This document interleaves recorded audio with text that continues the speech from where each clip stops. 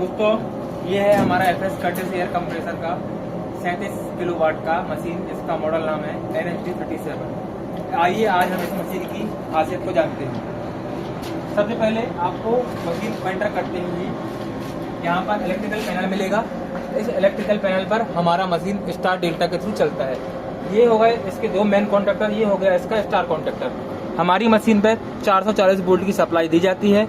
इस मशीन में न्यूट्रल की कोई भी जरूरत नहीं होती, जिसमें एक ट्रांसफार्मर लगा होता है जिसके थ्रू न्यूट्रल बनाया जाता है। इस ट्रांसफार्मर से 220 वोल्ट की सप्लाई निकलती है और 25 वोल्ट की सप्लाई निकलती है हमारे इस कंट्रोलर के मेन कंट्रोलर को स्टार्ट करने के लिए। यह हो गया हमारा AC3000 कंट्रोलर। ये फ्यूज लगे हुए हैं, बाकी इंटरनल वायरिंग ये हुई है। हमारी मशीन की सबसे खास बात ये होती है कि हमारी मशीन में करंट और वोल्टेज डिस्प्ले में ही शो होता है, ताकि जिसके कारण आप इसको देख सकें कि मशीन इस समय कितना करंट ले रही है। ये हमारी मशीन की सीटी लगी हुई है, इसके साथ साथ मशीन करंट को रीड करती है।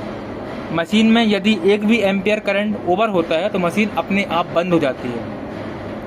ये हमारी मशीन का ऑयल टैंक है। ऑयल का लेवल हमेशा बीच में लगा होना चाहिए।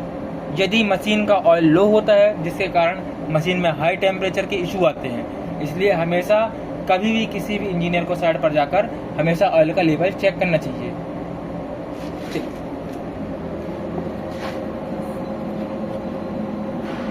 मशीन का पार्ट यह है सेपरेटर। सेपरेटर का काम होता है एयर को ऑयल से अलग करने के लिए।